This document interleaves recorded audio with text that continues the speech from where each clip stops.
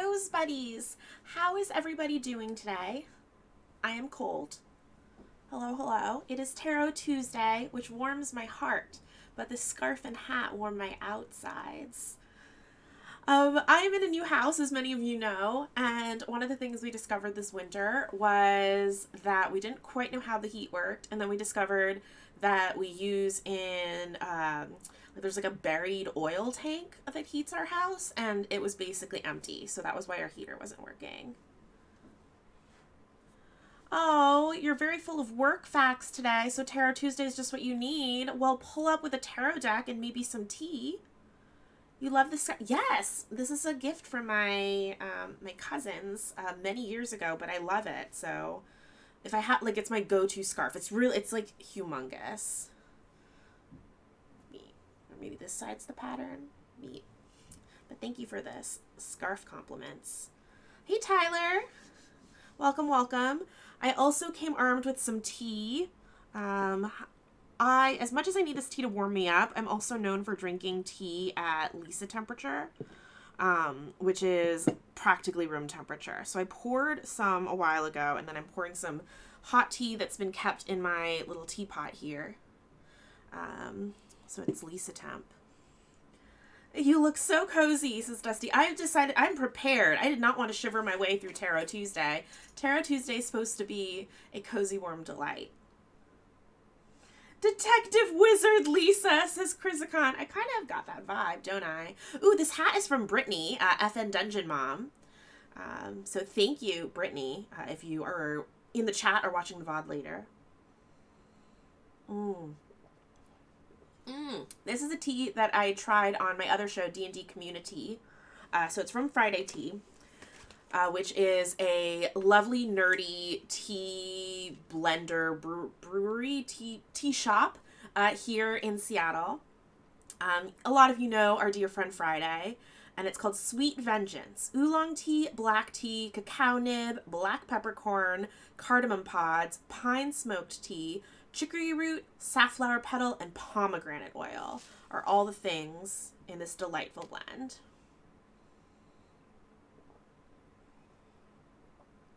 Oh, Chris, I think I have Friday Tea turned off as a command right now. I do have the shout out command. ! SO, I think it is.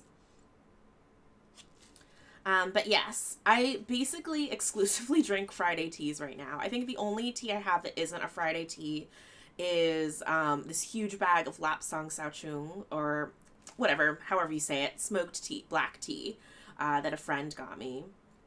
But all of my blends are pretty much Friday. My favorite one right now is Spice Must Flow, which smells so sweet and cozy, like caramel pillows, and it has coffee beans in it.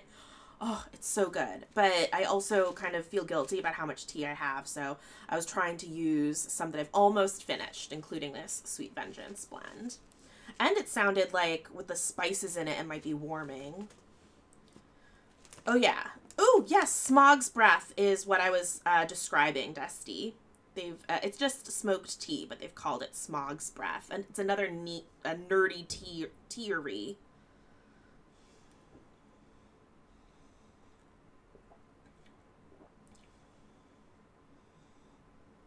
Aw, thanks everyone for trying to give Friday a shout out. Yeah, I think it might be, I might have it set to only mods. Sorry about that. Yes, I love this mug. It's got moon phases on it. And I love it because of the shape. It kind of goes in and then billows out. So it's like a big round boy. And I was getting ready for a coworker Zoom happy hour one day, and I got myself some red wine. And so I opened the red wine, and I wasn't really paying attention. I'll just fill up the mug. And it was, guess how much wine this mug can hold. I'll wait for chat to... Watch out for invisible bugs in the tea. I think this is bug-free. Yeah, Rin is spot on. Half a bottle of wine in my mug. All the wine. No, not all the wine. That would be truly a TARDIS of mugs. Bigger on the inside. But half an entire bottle. It was wild. So more in my freezing house adventures. So our heat was working for a couple days and then stopped working. We found out it's because the oil tank was empty, so we're fixing that now. But we had to do something in the meantime. So we have this huge fireplace in our living room. It's like the centerpiece of the house. So we decided to give it a go. Someone who knew one of the previous owners said that it is a working fireplace. So Dusty got some firewood. We threw it into the fireplace. We put some cardboard there as kindling and we lit it. And so we learned something that day. We learned a few things that day. One, fireplaces and chimneys have this thing called the flue. Yes, I learned later that I pulled a Mercer. Yes, Chris. We didn't open the little like thing that like keeps the chimney closed so that like cold air isn't constantly coming into your house. And so immediately we just see smoke coming out of the fireplace and going up and like blowing across the ceiling. The alarm starts beeping and going off. And we found out that when the smoke gets really bad, one of our smoke alarms just starts screaming, "Evacuate, evacuate, evacuate," over and over and over again. So we have different tones of beeping, the ceiling screaming at us to evacuate. We've got fans going in the house. We open the doors. We're like chasing the cats away from the doors. Thank goodness, like at some point, I was really worried about them, but they all kind of like went underneath one of our bed, or the only bed. Oh, Friday, thanks for the sub. Hi, Friday. We're drinking Sweet Vengeance today. But yeah, so, and we're each at the doors with like big things of cardboard, just like trying to blow the smoke out. And our neighbors, the way our house is situated is we're kind of the only like single family house in the area. The rest are all like condos or small apartment buildings, and so everyone kind of looks down into our yard and our house. And it was very, very loud, our alarms, so I kind of have a feeling everyone was at their windows staring at us right outside our doors, like panicking and trying to get the smoke out of our house.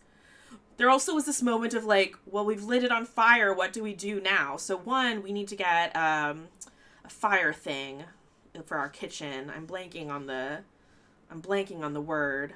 It's like red, and it's got like a little thing, and it blows stuff, and it makes fires go out. Why don't I know it? It's fire extinguisher. Thank you. Thank you, She Is the Weather. Fire extinguisher. We need to get a fire extinguisher, but we just got cups of water. Like we're running back and forth with like little mason jars of water, like throwing them into the fireplace. It was a disaster. Dusty was ready to just open the flue and try again, but I was like, I'm not emotionally ready to light more things on fire in our house. The fireplace probably also needed to dry off for a bit.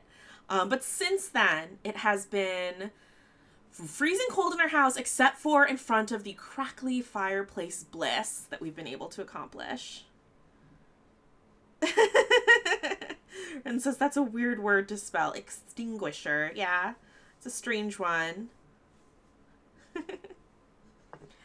Oh, but thank goodness later this week we're going to get the oil tank filled, and hopefully that fixes our whole heating problem. Although the fireplace has been nice, but it uses up a lot of firewood to keep a fire going. And plus, that I feel like we always have someone in the room watching it, and so being able to heat the whole house will be very nice. I'm looking forward to that. So those have been my adventures this week. I love the cacao nib in that. Really yummy. Other fun things that happened, I think at the end or mid last week, was I got this whole bundle of really cool Arizona and Arkansas crystals in from a place called Experimental Forest that sells, they actually forage and mine the crystals themselves, and they're all like ethically mined crystals. Which was really exciting for me because I didn't know there were sources to find those. Aw, Chris says fireplaces are for romantic dinners with wine with your significant other or snuggling pets near. Yeah, it shouldn't be my office. Like, right now, my office is, I've been working on pillows in front of the fireplace on my laptop. When I have like a whole basically battle station computer in my proper basement office. But yeah, I wanted to show off some crystals. Those of you who watched me play One Shot saw a few of them, but I brought a couple more downstairs. So let me hold them up. This one, should we start with? I'll start with this quartz. There were a bunch of quartz points, but this one was my favorite one. Let's see if the camera will cooperate. Look at how clear it is, and it's got this really cool, like, I don't know if it grew that way or there's just this chonk out of the side, but I just think this is like the coolest quartz in the world. And I work the most with quartz in my practice, so it's nice having some with particular personality to work with. So that's my quartz.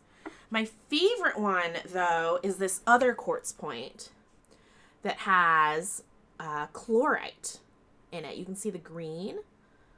And I like that it's really rough and almost kind of looks like dirty or sandy.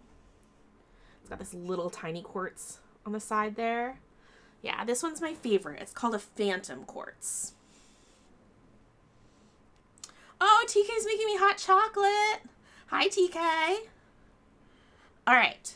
Another mineral that Experimental Forest seems to mine a lot of is called Wavellite. And I feel like the camera is not doing it justice. It's real, like, it's got all of these different tiny facets inside that are super sparkly in person.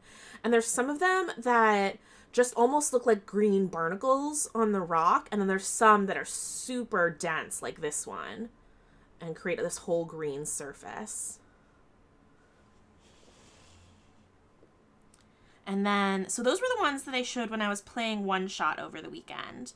But I also brought down a few other cool ones. This one is called a Jeffrey Solution, I think. Jeffrey Solution Quartz. And it's got like all these tiny little points on it. And it might be called a solution quartz because the mine was called Jeffrey Mine. Focus is, there we go. Just this little guy, but it's so special. And then the last one I wanted to show off is called Dolomite, and I don't know if the camera is going to pick up the color properly. Yeah, you can kind of see it. It looks peachy to me on my little screen in front of me, but it's actually much more of like a baby pink color in person. So you can see that and all the different little clusters it has. Super shiny. This one's got more of like almost like little sugar cube chunks on it. So that was really exciting to open up a bundle of different crystals with all sorts of different textures and different types of shine on them from the way their facets are structured. But I was particularly excited. Well, I've always been really into minerals and crystals and rocks. I remember being a little kid and going to the Chinese grocery store, and my mom would go to the grocery store side, but there'd be some side shops that were kind of attached to the grocery store, but past the register, so not actually a part of it. And there was one that was a metaphysical shop, and it had giant bins of crystals, and I would go through all of the different rocks and pick out my favorite one, and then beg my mom to get me a rock.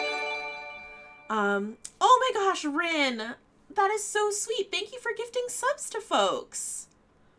Everyone enjoy your subs. Please say thank you to Rin in the chat if you got one. But I've never really studied crystals and rocks in depth. So I got this book recently from a shop in Olympia called Psychic Sisters. and it's called The Crystal Alchemist. And I was originally, when I wanted to start looking into learning about crystals and how to work with crystals, I was looking for almost sort of like an encyclopedia. But I stumbled on this instead, which is, oh, Hannah, stop that old woman. Thank you for subbing. I was looking for an encyclopedia, but I found this book instead, which is kind of like Intuitive Tarot. Instead of giving you the list of crystals and what they mean, it gives you the tools and knowledge to be able to find any crystal and kind of get some information just from its opacity, what color it is, the shape of the different parts of the crystal, and then also how to use them in different ways. So that's really exciting. The Crystal Alchemist. I've just started it. I don't know if you can see my bookmark there. I'm on page 36. I'm learning about the different colors. But that was really exciting to get that bundle of crystals that I can then work with. Most of them are upstairs in the display case that I had made a couple months back at this point. Anyway, I've aligned them all up in there with like the little craft paper tags that came in the package. I just feel like I don't know, I missed you all, so I wanted to share what's been going on in life. Let's pour some more tea. Nice and cozy and warm. Does everyone have their tarot decks out? You should, as we're getting ready to dive into the tarot part of Tarot Tuesday, go through your deck and you might want to sort it into number and suit order so that cards are easy to find. But at the very least, you should go through and pick out 3 to 5 cards that you think of as the most positive cards in your tarot deck, and 3 to 5 cards that make you have a visceral, emotional, eek sort of reaction when they show up in a spread. We're going to be talking about good versus bad tarot cards today. And if you've been tuning into Tarot Tuesday, you know that ultimately at the end of the day, there are no good or bad cards. Every card has a light side and a dark side, a shade. But today we'll be diving a little bit more in depth into that topic. I have laid out underneath the second camera today the 5 positive cards that I picked out. And you'll notice that these cards look different than the ones we usually use. We usually use Forager's Daughter Tarot, but today we're using the Cosmic Slumber Tarot, which is a new tarot deck. It just shipped out, and the theme of this tarot deck is supposed to be like dreamy visions.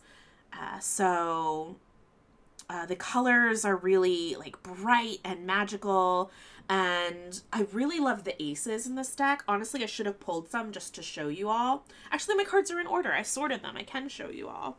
The aces in this deck, I think, really illustrate the theme. So I have this. This is my favorite tarot bag maker. Their Instagram, I think, is Coffee with the Fool or Coffee with a Fool. I think it's Coffee with the Fool. And they do tarot card reviews, but they also make tarot bags, which I really love. Okay, yeah. So here's the Ace of Cups. And hopefully that's showing up for you. Or actually, I can definitely make it focus in front of me. Maybe. Ace of Cups. Look at that. A cup and just so much water. Water everywhere. Water for days. And this little person climbing out of the cup. Yeah, it's a tiny person, not a fish. All of the aces in this deck are like that, where it would be really interesting to do intuitive tarot with this deck, because like the cups really even more than Forager's Daughter, where we went through the cups and the element of water. Oh, this hat is like getting in front of my eyeballs. This really utilizes elements in a strong way. So then we have Pentacles. You see the tiny person inside this forest of green. Gorgeous cards, really striking. It's like all green leaves and then a small person kind of perched on one of the branches peeking out from some leaves. And a big hand reaching for a pentacle. Or maybe it's a normal-sized hand and an extremely tiny person. Who knows? That's the Pentacles. The wands in this deck is called Torches. So again, really associating with the elements. And this card's really cool. So you see in the background is sort of like a rocky surface, like a cliffside. And there is either a giant hand or a normal-sized hand holding a torch, which looks almost more like a matchstick. And then either a normal-sized person or a very tiny person is holding onto the matchstick and kind of looking at the cliffside. It looks like they're about to start an adventure.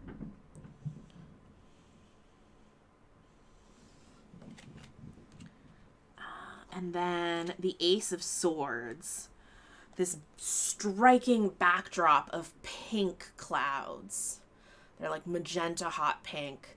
And again, a hand holding a sword and this tiny person on the hilt of the sword leaning on it. I just really love thinking about how they're like engulfed in the elements that these suits represent. So that's Cosmic Tarot. Maybe the size is a metaphor. I would not be surprised. I'm going to put the cards right there. I'm thinking about taking my witch hat off now because I'm actually sitting under the lights for a bit and drinking tea. I'm feeling much warmer. But my hair might look a little bit ridiculous until I fix it. So everyone be nice about my hair. Do you think that person standing on the sword has their own sword? Yeah, but it's like a tiny cocktail sword. All right. We're going to put our hat there. Whoa. We're going to fluff up our hair. Fluff up our hair. There we go. That looks reasonable. That'll do. I'm also remembering I didn't show off these awesome pillows that our friend Max made. Oh, in the light. Oh, you can kind of see the purple. They change from purple to gold depending on how the light hits. Can you believe someone handmade this? Sorry, I love them and they're so perfect for this couch. You want to eat the pillow? They're very huggable. Chris, no one say anything about Lisa's beautiful hair. Okay, all right, let's actually talk about some tarot though. So these are my most positive cards. I picked the Sun, the Magician, or the Magus in this deck, the 9 of Pentacles, the 10 of Cups, and the 2 of Cups. So these are what are, I think of as good cards. But if we want to let go of the reaction we have to bad cards, I think what we really have to do is let go of this concept of good and bad tarot cards in general. They simply don't exist. Everything depends too much on the context of other cards and the spread, the context of the question that you're asking. Like, what if I were asking, what is my weakness? And I got one of these positive cards. So it's not necessarily as easy as saying, well, it's actually saying my weakness is my strength, like you might do in a job interview. There are dark sides, there are shades to every one of these positive cards. Ren says, I think most of my quote-unquote bad cards used to be swords before we went over them and made them less scary. Yeah, big same. I figured we would start with positive cards and then do negative cards next. But my negative cards, even the ones I picked, I tried not to pick all swords. I forced myself to branch out.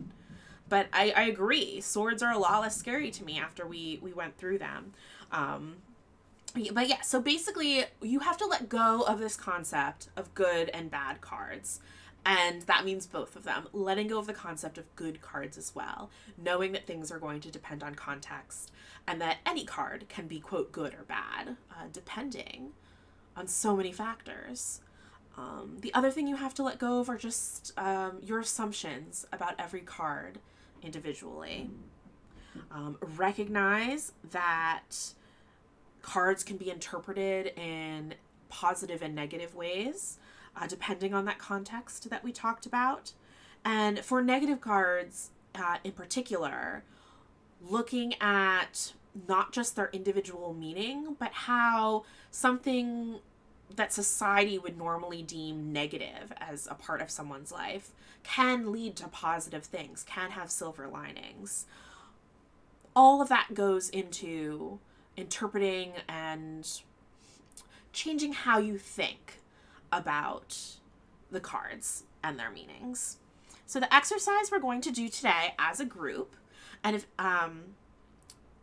the exercise we're going to do today as a group, let me finish my first thought, is we're going to go through the 5 cards that I picked that were positive and also the 5 that are negative, so 10 cards total. And we're going to talk about the traditional meanings of each of the cards and then try to think of the opposite side. So for the positive cards, we're going to think, well, what is a potential negative meaning that could be attributed to this card? And then we're going to go through the negative cards and think about, well, what is the way we can make this card work for us, not against us? And I decided to do the positive first and negative next so we don't end on a downer note. If anybody, the other thought was, if anybody has a particular card that feels really positive or really negative to them that you want help from the group thinking about in a different light, share it and we'll talk about it. Thank you for the hydrate, Hannah.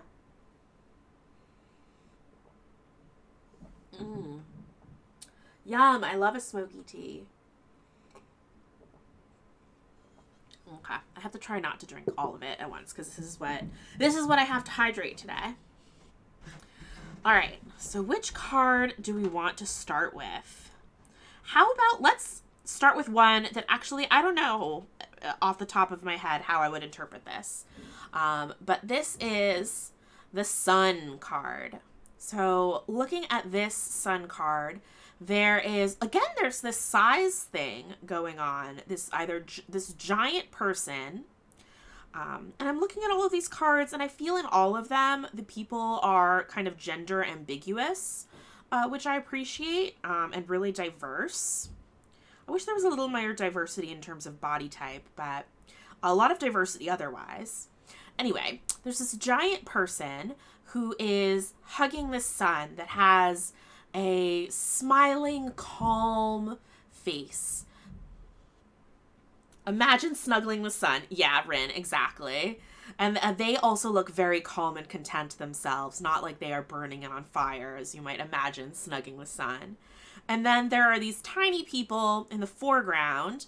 Their proportions, they look more childlike, and they're running about in this field of flowers and greenery. It feels very carefree, it feels very warm, it feels very happy. On a quest to put the sun in a tower. Yeah.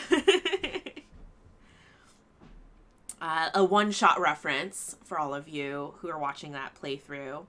So the sun is a very optimistic card. It's a very energetic card. So what could be a negative, dark side to that? I have some thoughts that as I was talking kind of came to mind, but I'll pause for a second in case any folks in chat have an idea. Also, now I'm starting to get too warm, so I'm going to take my big chunky scarf off.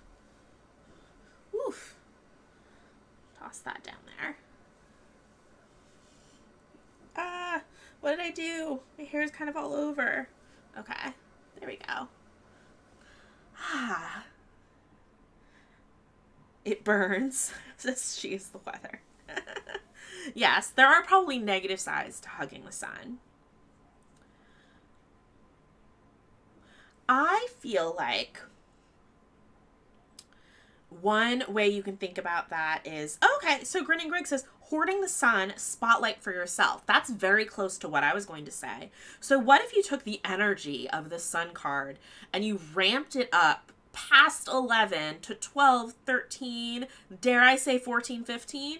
What if you had too much of that energy? You could become egotistical. That kind of links to what Grinning Grig says in the chat.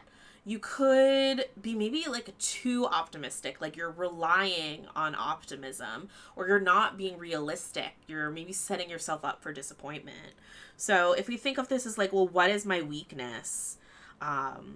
It could be that maybe you're a little bit too optimistic, that you need a little bit more realism, and that realism can help balance you out and set you up to be prepared for things or preempt potential negative things. That's my thoughts with the sun. Tyler, 14 out of 10 would hug again. Everyone just wants to hug the sun.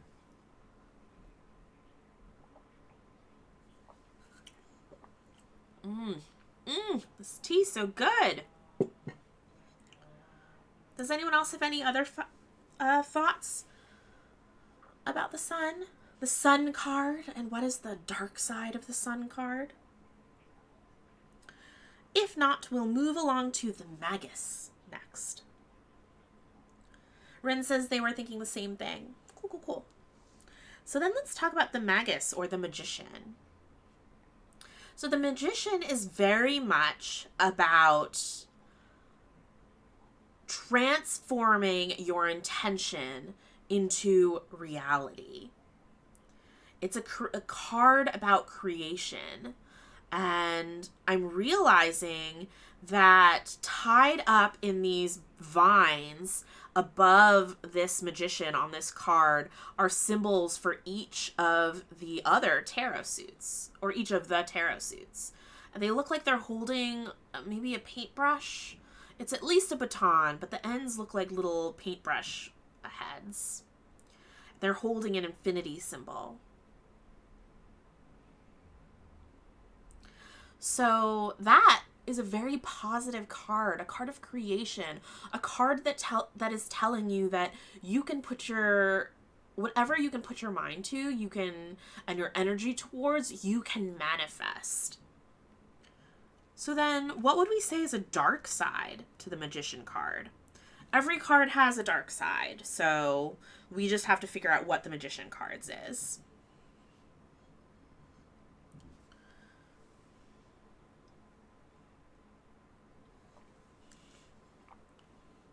Ooh, Dusty. Great suggestion. Bunkerman91. When possibility is infinite, it's easy to get distracted and leave things unfinished. Yes. It might be this energy that isn't focused enough. Grinning Greg says, being manipulative, imposing your will on others. Again, Grinning Greg and I are kind of on the same page. My initial thought was, if this is all about whatever you can think of, you can manifest, maybe you can be too controlling in that way. She is the Weather says manipulation, all flash and no substance. Rin says confused, lack of energy. Yes. So it's almost, for some, you're some of us, we're turning the dial way up and we're saying this is someone who's manipulative and controlling. For others, you're kind of turning the dial down on focus, which is really important aspect of the Magician. Being able to focus your intentions to manifest things. If you turn down that side of it, then you have all of this energy, but you're leaving things unfinished. Or you're not really sure where to direct your energy in the first place. Yeah, this is great. You all are really helping me look at these cards in different ways. Next, we have the Nine of Pentacles. So I'll hold this up to the camera. So we've got lots of greenery, but also this fluffy pink shrub of some sort, and a person in pink and orange robes is lounging against this shrub They look very restful. Their arm is extended. There are 9 pentacles floating above their arm, perhaps in the trees above them. It kind of looks like money growing on trees. So the 9 of Pentacles is very much a card of you have done the hard work. Now is your time to relax and enjoy the fruits of your labors. In Forager's Daughter's deck, the 9 of Pentacles is a cat lounging in the sun amidst some catnip plants. So what could be a dark side to this very positive message? What would happen if we asked the question, what is my weakness? And we got this 9 of Pentacles. Let me see, what are some other things? Or what is an obstacle in my way? And you get this 9 of Pentacles. She's the Weather says, my pentacles are skulls.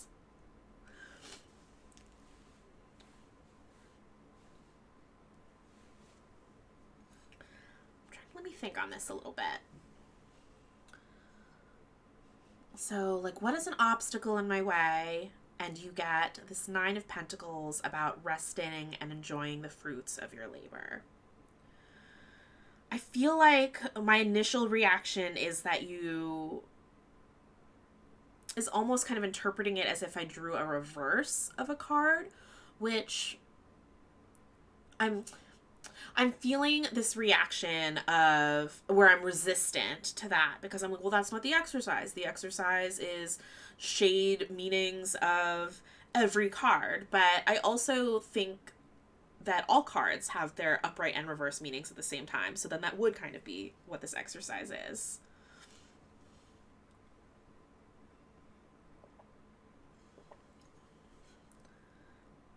My first reaction, though, was that someone might not have enough of that energy, that they never stop to rest and enjoy and appreciate what they've done and themselves.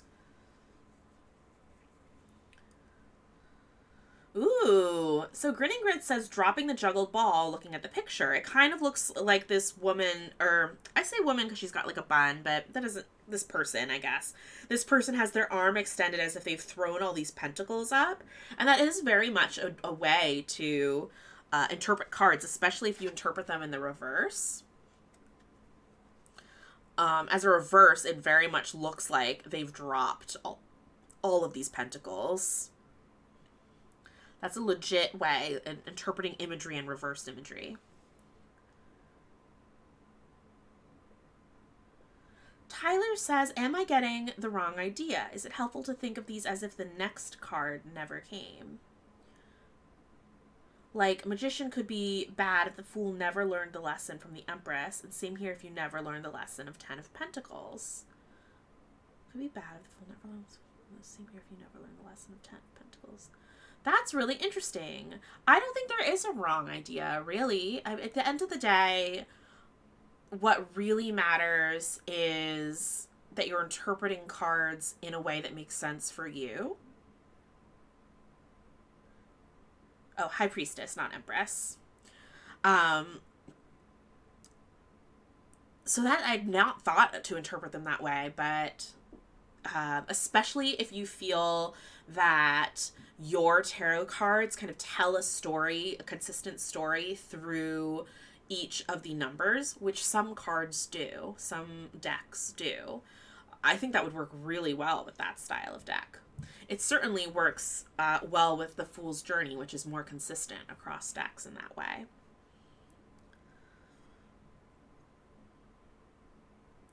I suppose another shade to this could be saying that it's not time to rest yet, like you actually haven't finished. You haven't finished the labor to enjoy the fruits of it.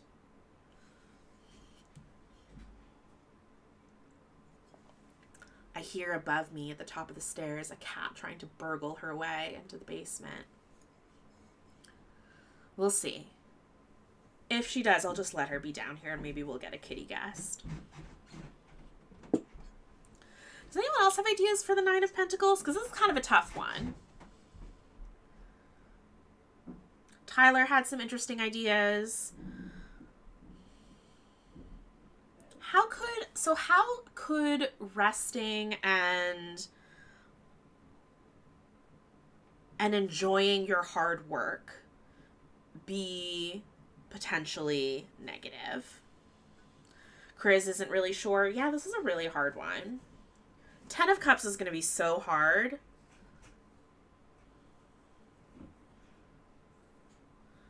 Grinning Greg kind of evokes the story of the grasshopper versus the ant. The grasshopper, what? That's a good fable to bring up. Yeah, if you've not earned it, maybe.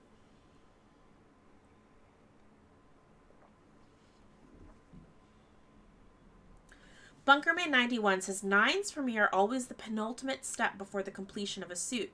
So a reverse 9 represents something not being finished.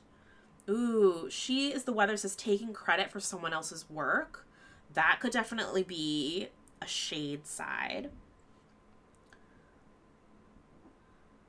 Counting chickens before they hatch. Yes, Chris. Okay, cool. I feel like I just repeated myself a bunch, but it must have worked because y'all are spouting some wisdoms. Maybe you are getting too comfortable, too stagnant in your enjoyment of achievements. But what is next? Says Sarah Grace. Yes. Okay, cool. I feel like we had a breakthrough there. That one was really hard. I'm kind of dreading getting to the 10 of Cups, though. Dreading it. Only because I don't know how to make that negative. But here we have the 2 of Cups. The 2 of Cups I picked. It is a lovely card. Very much a card of love, relationships, friendships, romantic relationships, having a partner of some sort. And you see 2 people clasping hands. They look so joyful, and there are cups pouring water on their head that flows down into a lake or ocean that's kind of calmly rippling around their feet. Ooh, Tyler says, maybe it suggests the feeling that there's nothing else to earn or work toward. Ooh, I really like that.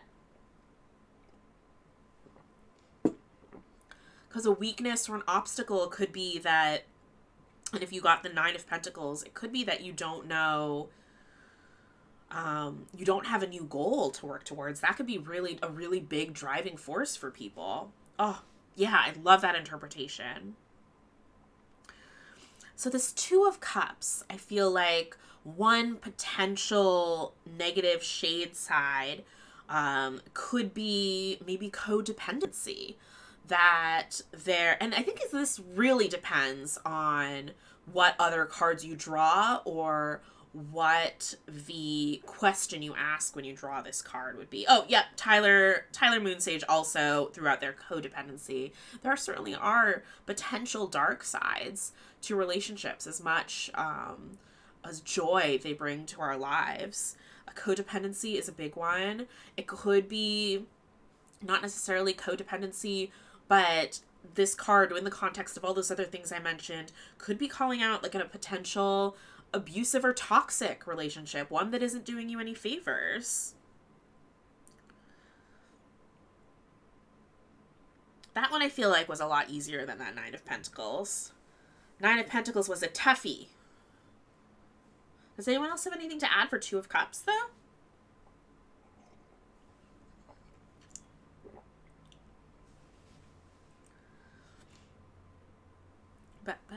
Two of Cups. Ice Bucket Challenge, says Grinning Greg, based on that cup imagery. But seriously, pouring cold water on your plans. Grinning Greg really likes imagery interpretation, which I love because I don't interpret, that's not how I first think to interpret cards. So it's really nice having other people have that be their go-to, and it reminds me that that is a way to interpret cards. Dusty says, 2 of Cups is attraction. So maybe being attracted to something you shouldn't. Infatuation, foolish love. Ooh, she is the weather throws out words like flooding, grandiosity, false anointing. Oh, wow. Tyler Moonsage says, I'm getting, like, the struggles of caretaking. Very valid. Yeah, I feel like all of us are throwing out some really good... When we're talking about good and bad cards, that's probably the wrong word. We're throwing out some really thoughtful potential shades to the Two of Cups card. Which... I think what it actually ends up being, again, is going to depend so much on that context I keep talking about. Okay, the last of our positive cards, and this is the one where I was like, I don't know where I'm going to go with this. Ten of Cups. Ten of Cups is about achieving everything you would want emotionally, having a family and... a partner or partners who love you, friends, and really celebrating that. It's a card of fullness. Your cup poureth over. What could possibly be a shade to that?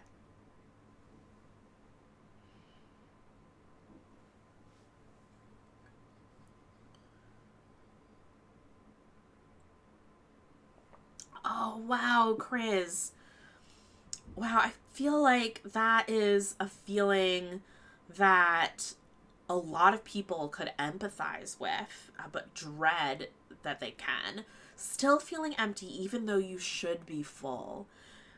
Maybe it's the Ten of Cups is kind of the idea of what society thinks you need to be happy.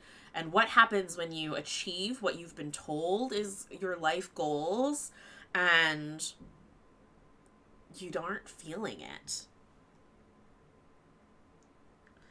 Yeah, Grinning Grig echoes the same. Getting everything you've asked for and still feeling empty. Chris adds, maybe you sought that out. You thought you wanted this and it's not right. Yeah, it could be that everything seems so perfect on the outside or on paper, but it isn't. And maybe that's a hard thing to admit. Oh, She is the Weather brings up a different side, a different potential negative. Could be the ever-present dread of losing what you have gained. Almost thinking maybe like it's too good to be true. That could totally be in like if you're asking a spread, what is an obstacle in my way? I mean, I think everything everyone said could totally. If I would definitely be baffled if I asked like, what is an obstacle, what is a weakness, and I drew the Ten of Cups. But now I feel like I'm a little bit more prepared. Ooh, imposter syndrome. Grinning Grig and Chris are on the same wavelength, and it is a great wavelength.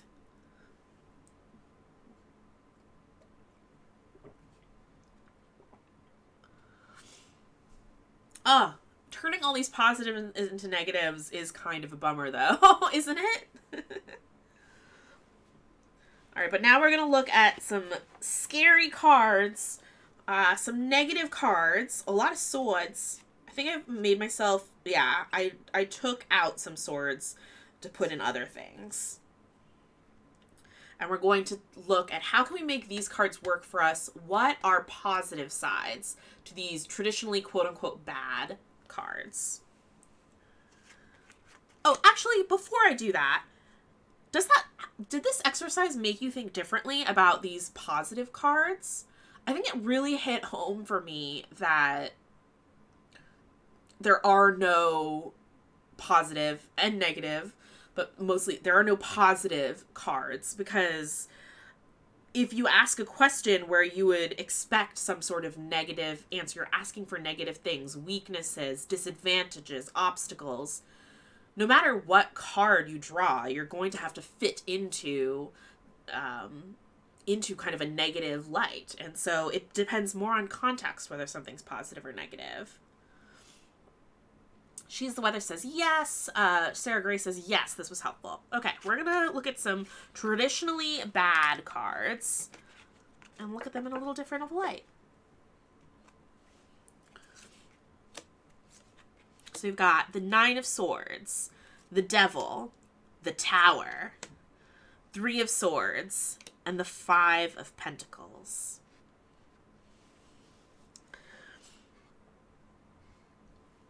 Let me see if I have any more tea in this teapot.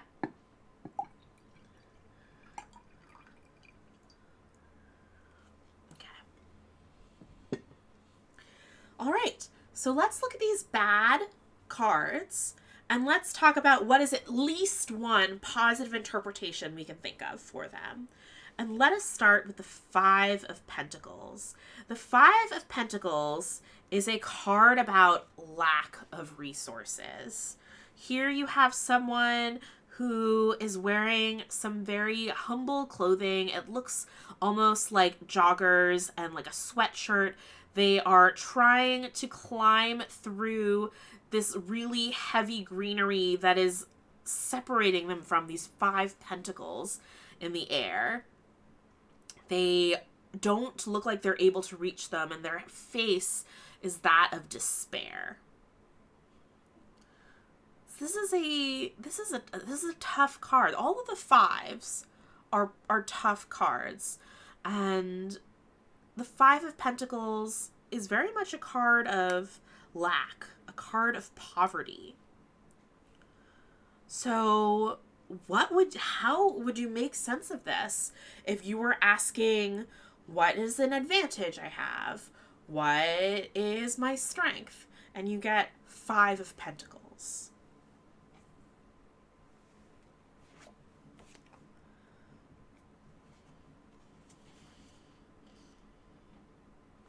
What's an opportunity that I have? And you get the Five of Pentacles.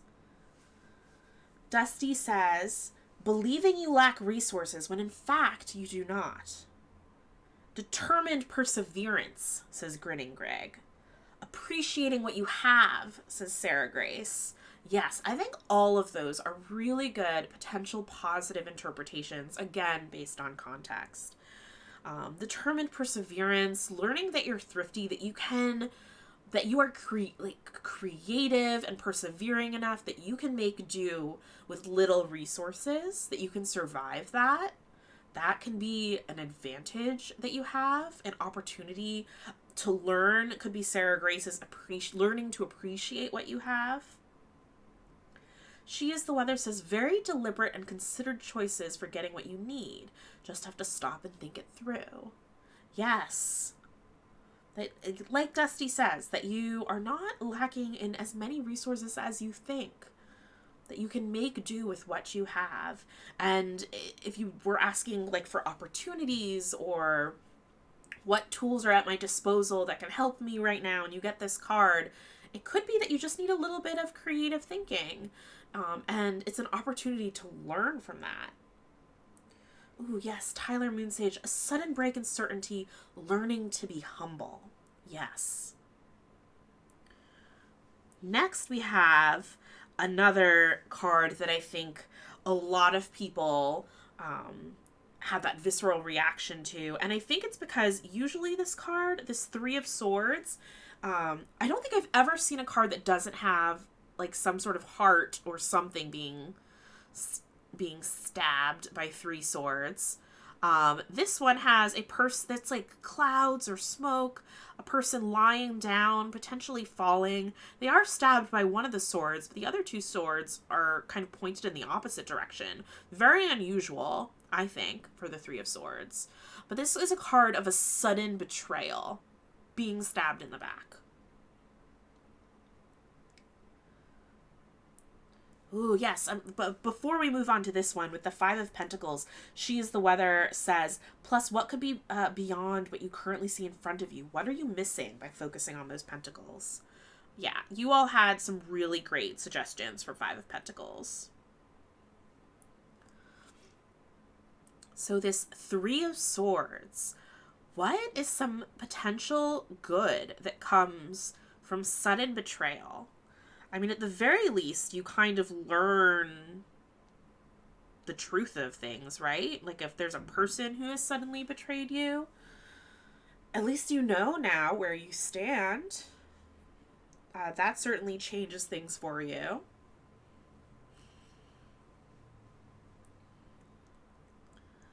And you can start your path of healing sooner rather than later. This is a potential other tough one, although maybe you all have a lot of ideas. Tough love, says Tyler Moonsage. Sure, it sucks, but everything is clear and out in the open now. Chris says, well, if we talk imagery, two swords point up or away, right? This is like the most positive looking Three of Swords cards I've ever seen. That you're not literally being stabbed by all three swords. She's the Weather says, less likely to fear if it's already happened. Like, what would you say if you were asking, what is an opportunity or what is an advantage that I have? And you got, bam, Three of Swords, betrayal. For, like, what is an advantage that I have? I might interpret it as, like, you have been through things, so you are shrewd and have a better sense of judgment moving forward in life. Yeah, as I was saying that, She is the Weather throws into chat, lessons learned. Yeah, absolutely. Lessons learned. I feel like a lot of swords cards are very much, you have learned something from this, now move on. It's very much a tough love suit.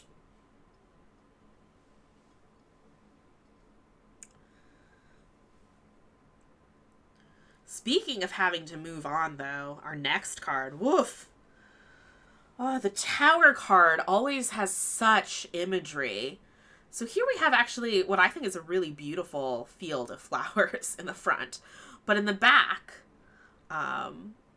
we have a literal tower, like a castle tower. The top floor is cracked open by lightning. There are 3 blue giants' hands reaching towards the tower and lots of little figures exploding out of the tower and falling, tumbling out.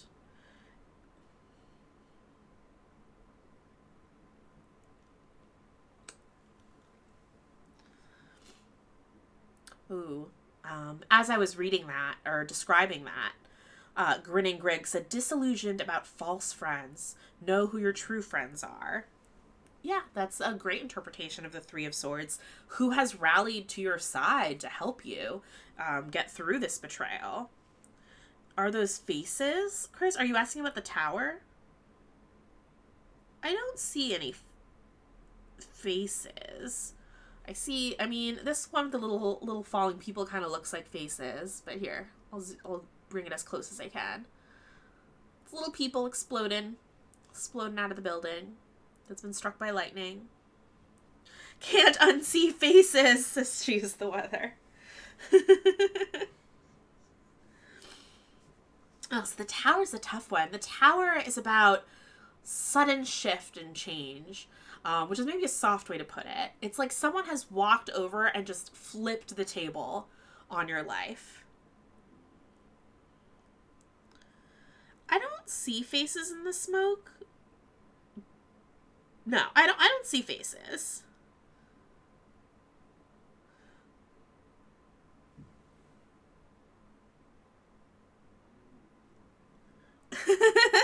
Yeah, the right side little explodey part, the little faces do kind of look like a face, but with like a little slanted mouth.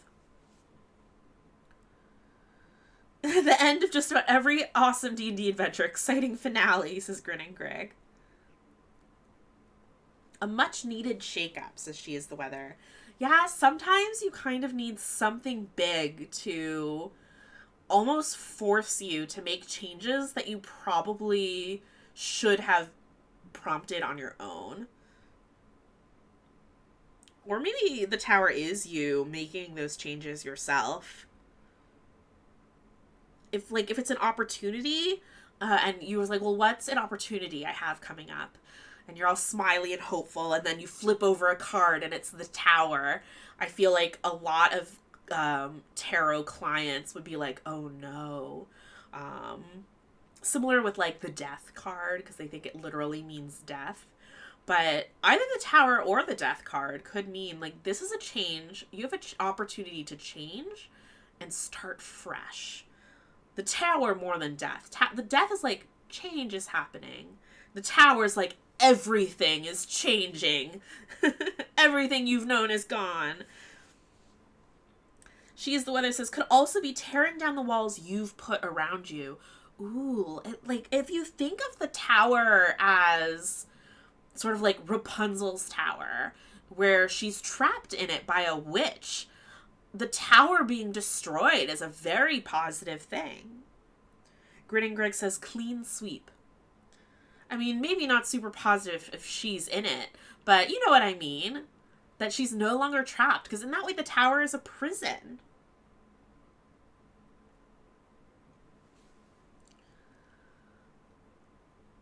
I'm suddenly feeling like very like optimistic about the Tower card, which is probably the card that scares me the most. I got a bing bong on my computer. Starlit Zombie, thank you for following. Joining us on this Tarot Tuesday. Ooh, toppling of authority, says She is the Weather. I feel like if you got the Tower and the Hierophant maybe in reverse, that's like the context of that, and I guess it would depend on what questions you're asking, but that combination of cards very much feels toppling of authority. Yes, I feel like there's so many potential positives to the Tower that I'd not thought about because it had just seemed like such a scary card to me. Okay, cool. I'm feeling very excited. So let's move along to the Devil. The Devil card is another one I feel like people really react to if they get in a spread, and it can be kind of scary. This Devil card is really interesting. It has sort of like a humanoid devil in the background with a pentagram on his face. It looks like etched into his face and like bleeding a little bit, and red twisted horns. And then in the foreground, there is this devilish horned dog creature with like weird demon legs. And there's little tiny people in both of the humanoid and the dog person's hands. And each of the little people they've got like greenery about them. Like there's something good, they're good still, but perhaps being corrupted. This is our Devil card. There's also coins falling into the humanoid devil's hands. Oh my gosh. Sarah Gray says, my friend is a Philadelphia-inspired deck and the Devil is gritty. That is so true. Tyler Moonsage has jumped right in. Potential good interpretations.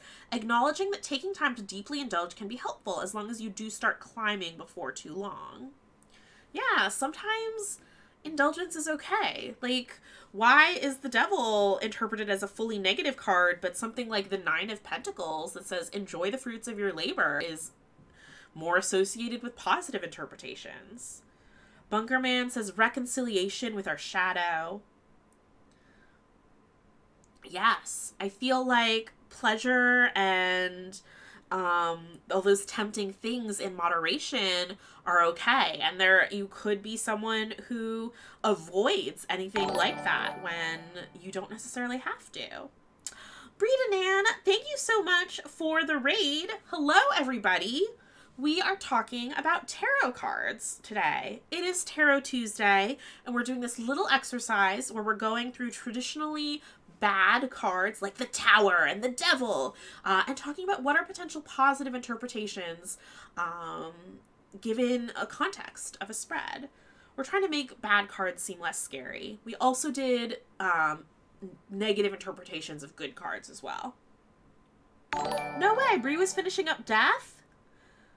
Oh yeah, Bree draws lovely tarot cards. Oh, thank you for the follow. Death is one of my favorite cards. What did Bree draw for that one?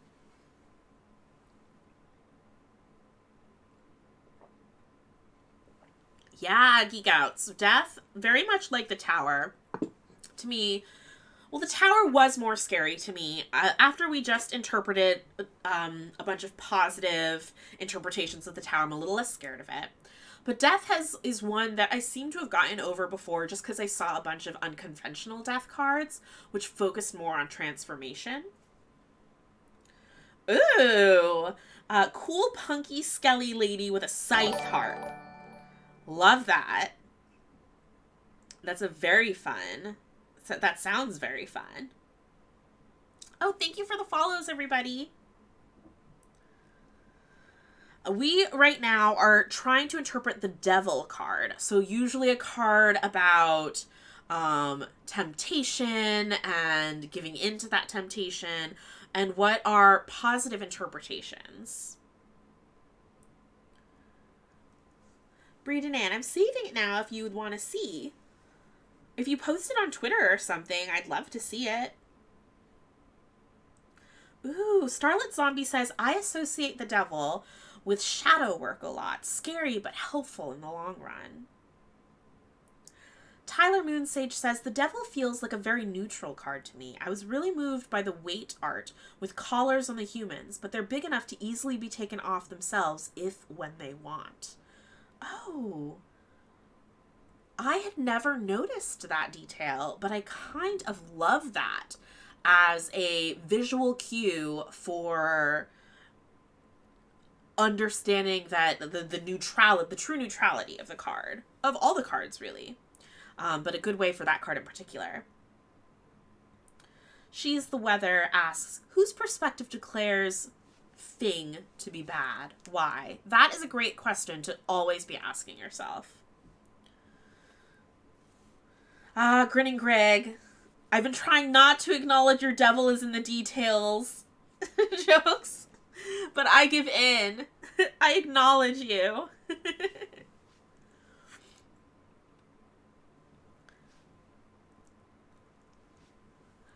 I'm trying to think of what are other interpretations. So, like, I mean, it also depends on the context of other cards, right? So, like, in a relationship spread, what would you do if you got a devil card in that? That could be really scary because it visually often looks like such a scary card, has like a literal devil. Oh, Rin, thank you for gifting that sub to Bree.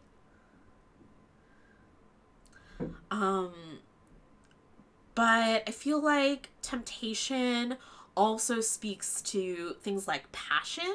So the devil could be saying that it's a really passionate relationship. Oh, everyone reading gift subs. Thank you, She is the Weather. Grinning Grig says, what if it is a warning that you are being a devil? That is a potential interpretation as well. Again, yeah, I feel like it's making me go back to what She is the Weather said about who is defining what is bad. If you're doing a reading for someone else, again, I feel like readings don't have to be you pretending you're predicting every detail about someone's future. It can very much be a discussion with that person. Well, what does this mean to you? Does temptation mean anything to you? And let them tell you. And based on the discussion that you have, you can sort of decide, well, like in the context of their life, because the reading is about them, maybe this has a different interpretation than was your first thought. Blizzard Star says, I don't know much about tarot interpretation, but giving into temptation could also be assigned to, like, follow your impulse, even if it isn't the most logical option or something. You know what? Yeah, in a context of certain spreads, if you get the devil and you're super puzzled, that could totally be an interpretation of it.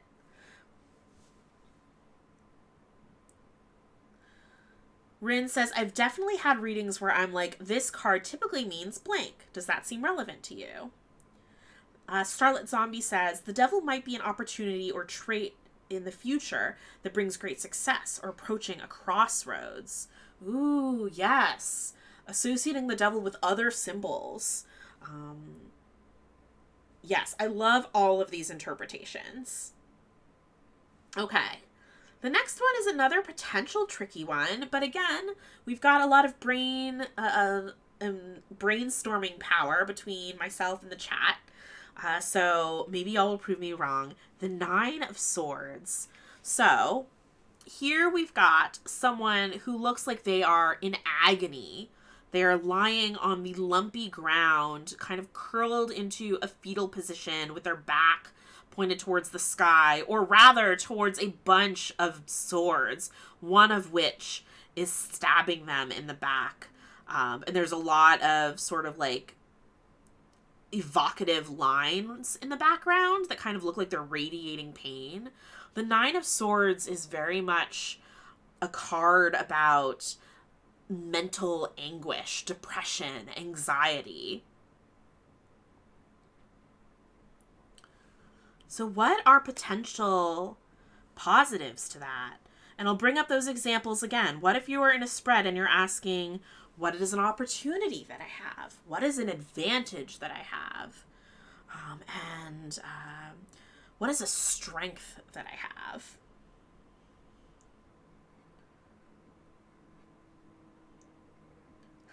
She's the Weather says points for trying, literally.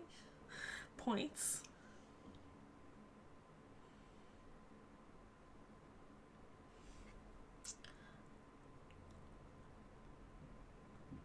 Depending on the other cards in spread, this could be about someone else, a rival's downfall.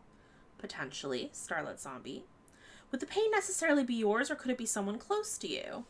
Depending on the context of the spread, it could be someone close to you, First Clone. Grinning Greg says, someone is shielding you with everything they have. Oh, wow. A lot of folks are kind of latching on to this card being associated with another person, which I find very interesting that we have that sort of shared idea. I'm kind of just thoughtfully, I'm thinking. She is the weather. I swear I don't just mean these as puns. Uh-huh. I believe you. Like, what is an opportunity that I have? What is a strength that I have? The Nine of Swords.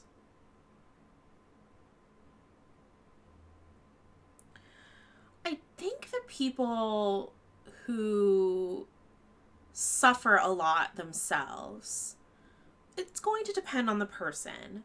But I think that a lot of people who suffer with mental struggles in particular gain a sort of empathy for others who share those struggles. It's the sort of thing where it's hard for others who haven't gone through those things to fully understand what it's like. And I think that as much as I don't want anyone to ever feel that way, ever to have to deal with depression or anxiety, I do think that the empathy that gets brought out of you, that can be a strength. Ooh, as I was thinking, some folks said things. Center of attention, says She's the Weather. I sometimes associate this card with being paralyzed, so I thought of it needing a kick in the butt to just go, says Sarah Grace. She's the Weather says, though it may be intimidating, worth getting over the discomfort. First Clone says, oh, that's definitely true for me. So I think that if I got, again, I keep repeating this, but I'll repeat it again, depends totally on the context of the spread. The question you ask, the other cards in the spread. But I feel like if I was just straight up asking what is a strength of mine, I don't think my depression is a strength. But I think of what I've learned, what has been brought out of me in spite of, or to help me survive that depression. I think those aspects are strengths for sure.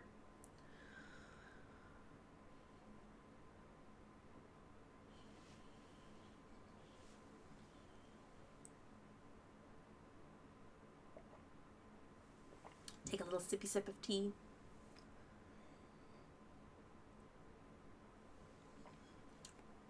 Does anyone else have thoughts on that? Grinning Greg throws out, what doesn't kill you makes you stronger. Absolutely. I think that's a great interpretation for a lot of Swords cards, honestly. Like, that's probably what I would say for Ten of Swords, where, like, you've suffered, like, a sudden terrible loss. And the Ten of Swords is almost always just, like, a person or an animal or some creature just being stabbed 10 times. Yeah, very much. What doesn't kill you makes you stronger.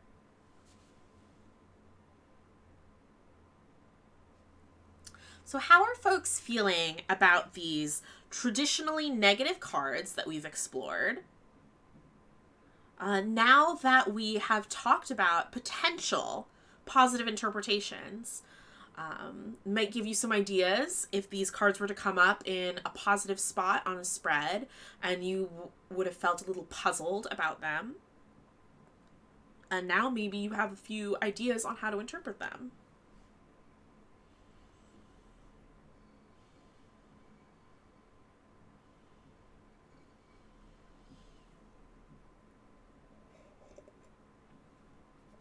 Rin says, I think the Five of Pentacles will always be depressing. Well, I mean, in its common interpretation, yeah, it can be a pretty depressing card. But think of it in the context of, like, a spread where you are...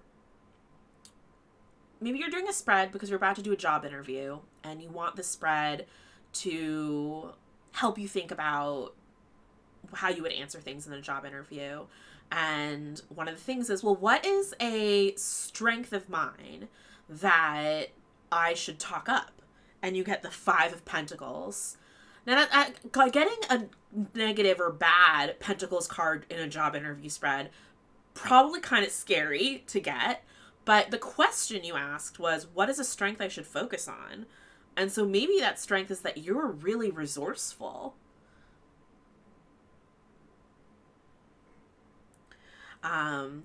So even though the Five of Pentacles is usually about lack of resources, poverty, it's not showing up in your job interview spread and telling you you're not going to get the job, you're going to be poor forever, or something like that.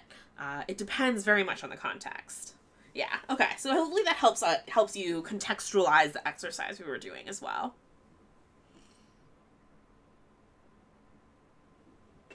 I definitely think, at least for me, this has been really helpful in thinking of cards as neutral. Ooh, yeah, Starlit Zombie, that's great. If I get this card in a past context, I always see it as hard times being behind you. You've grown from it. Yes, there is, like, very much, like, it depends on the context. And, yeah. I love that comment. Thank you for throwing that out there and adding that to the conversation. I really struggle with feeling like certain cards are good or certain cards are bad, or that cards always have to mean something in a very specific context in which I first learned them. But I do think that this exercise really helped for me to think of cards as neutral. There are no good cards, there are no bad cards, there are neutral cards. And it's the context of the spreads that they're in, the questions I'm asking, the other cards around them, that are what add that positive or neutral context. Positive, neutral, or negative context. And so I keep talking about cards in the context of others.